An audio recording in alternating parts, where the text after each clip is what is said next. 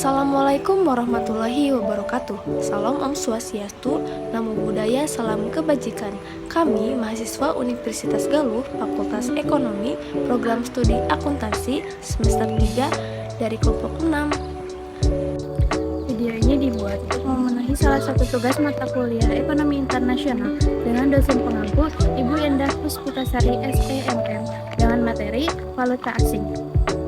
Anggota kelompok kami terdiri dari 3 orang. Saya sendiri, Nurmay Lasari Utami dengan NIM 3403220132, dan teman saya Pipit Nur Aini dengan NIM 3403220134, dan teman saya Raisa Noviardani dengan NIM 3403220135. Selamat menyaksikan.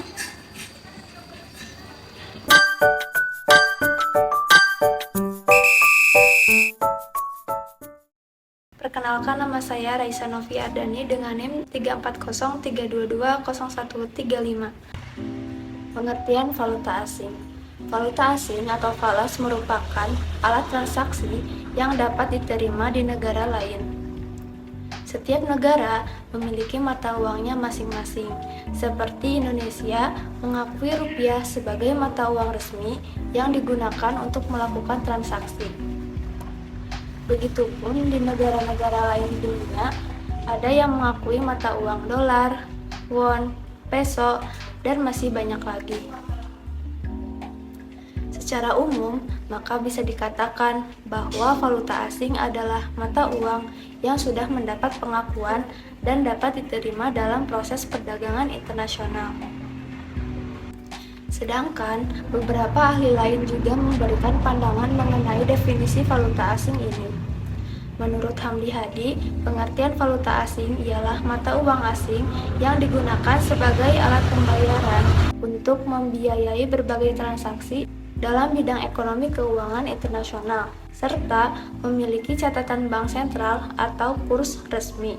Menurut Ing, List, dan Maurer, valuta asing ialah mata uang asing yang digunakan sebagai klaim keuangan atau bisa disebut dengan aset pada suatu perusahaan dengan bentuk mata uang asing. Fungsi valuta asing. Valuta asing memiliki fungsi diantaranya: 1. Alat tukar internasional. Valuta asing berfungsi sebagai alat tukar internasional. 2. Alat pengendali kurs. Kurs mata uang suatu negara kerap mengalami fluktuasi. 3. Alat pembayaran internasional. Valuta asing adalah alat pembayaran sah dan diakui dalam perdagangan internasional. 4. Melancarkan perdagangan internasional. Jenis valuta asing. Sebagai salah satu bentuk devisa, valuta asing dapat dibedakan menjadi 2 kelompok, yakni valuta asing fisik dan valuta asing non-fisik. Valuta asing fisik merupakan jenis yang biasanya berupa uang asing atau uang negara lain dalam bentuk uang kartal, baik berupa uang kertas negara, uang kertas bank, maupun uang logam. Kedua, valuta asing non-fisik. Valuta asing non-fisik umumnya berbentuk uang giral atau surat-surat berharga seperti cek, wesel, dan international money. Fungsi pasar falas. Pasar valuta asing atau foreign exchange market adalah tempat bertemunya permintaan dan penawaran terhadap valuta asing. Aktivitas dalam pasar valuta asing berupa pertukaran valuta asing yang dilakukan perorangan maupun perusahaan atau pemerintah. Fungsi dari pasar valuta asing yaitu: 1. Mempermudah penukaran valuta asing serta pemindahan dana atau clearing dari satu negara ke negara lain. 2. Memberikan kemudahan pelaksanaan perjanjian kontrak jual beli dengan kredit. 3. Memungkinkan dilakukan hedging, yaitu menghilangkan atau mengurangi resiko kerugian akibat perubahan kurs. Kurs atau exchange rate adalah pertukaran antara mata uang yang berbeda, akan terdapat perbandingan nilai atau harga antar kedua mata uang. Menurut ahli ekonomi Fabozzi dan Franco, pengertian kurs adalah jumlah satu mata uang yang bisa ditukar per unit mata uang lain, atau harga satu mata uang dalam mata uang lain. Penyebab perbedaan nilai kurs yaitu: 1. Perkiraan persediaan mata uang asing di masa mendatang. 2. Perkiraan kebijakan pemerintah. 3. Perkiraan neraca pembayaran. 4. Keyakinan keseimbangan cadangan devisi. 5. Respon campur tangan pemerintah atau central bank pada pasar uang. Perkenalkan, nama saya Pupit Nur Aini dengan NIM 3403220134. Di sini saya akan melanjutkan pembahasan dari teman saya, yaitu sistem kurs falas. Sistem kurs falas ini bergantung pada sifat pasar. Sistem kurs falas terbagi menjadi beberapa bagian. Yang pertama, sistem mengambang. Sistem mengambang merupakan sistem nilai tukar untuk menentukan harga mata uang. Kurs mengambang adalah salah satu sistem nilai tukar untuk menentukan harga mata uang suatu negara. Dalam penentuan kurs ini, biasanya dipengaruhi oleh permintaan dan penawaran valuta asing atau falas.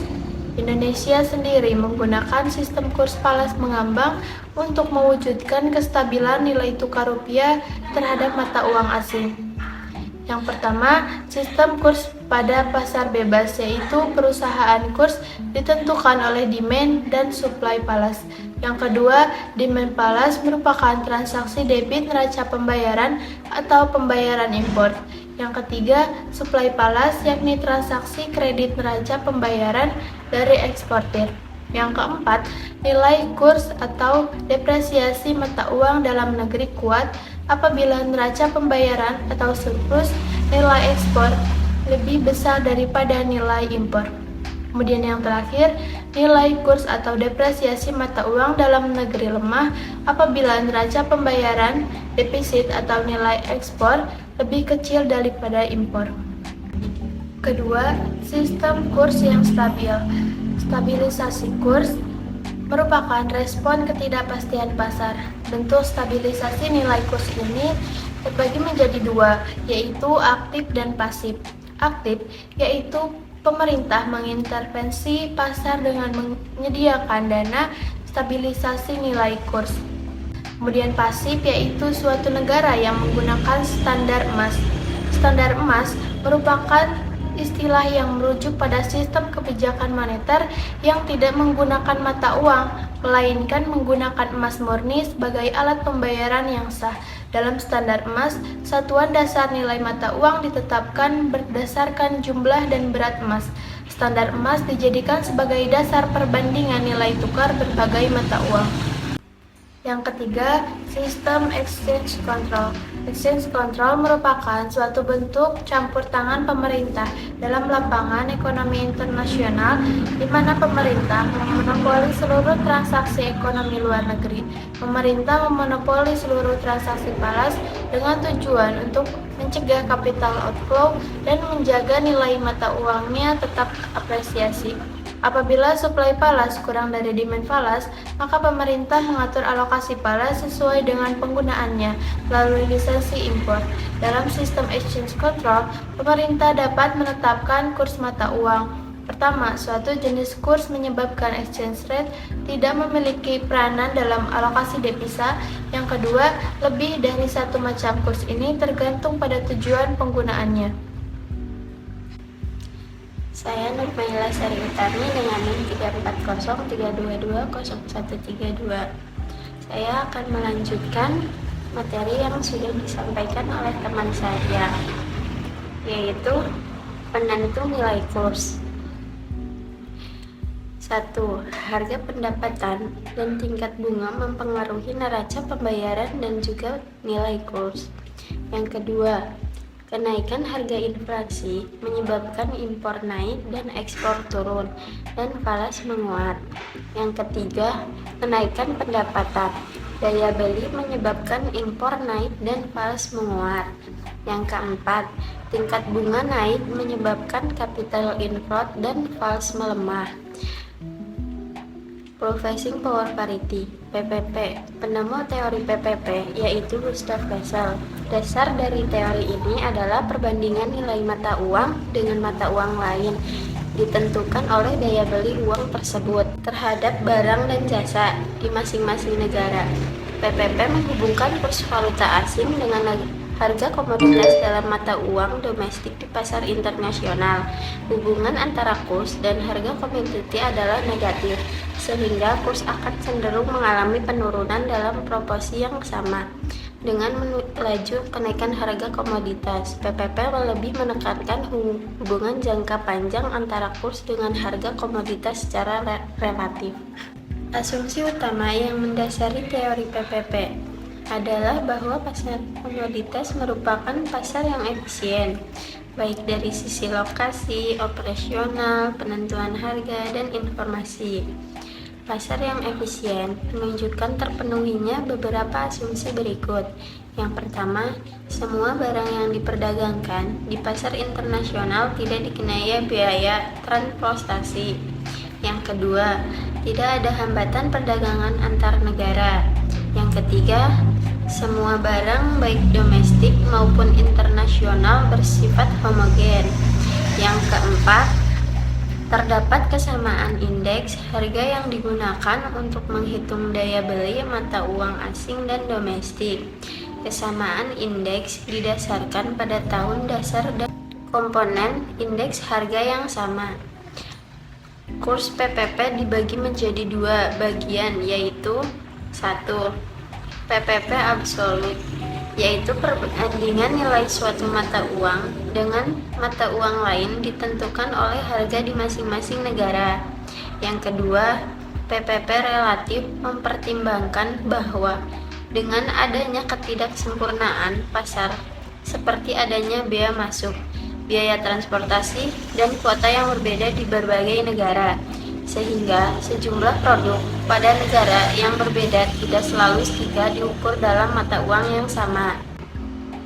Asumsi utama yang mendasari teori PPP adalah bahwa pasar komoditas merupakan pasar yang efisien, baik dari sisi lokasi, operasional, penentuan harga, dan informasi.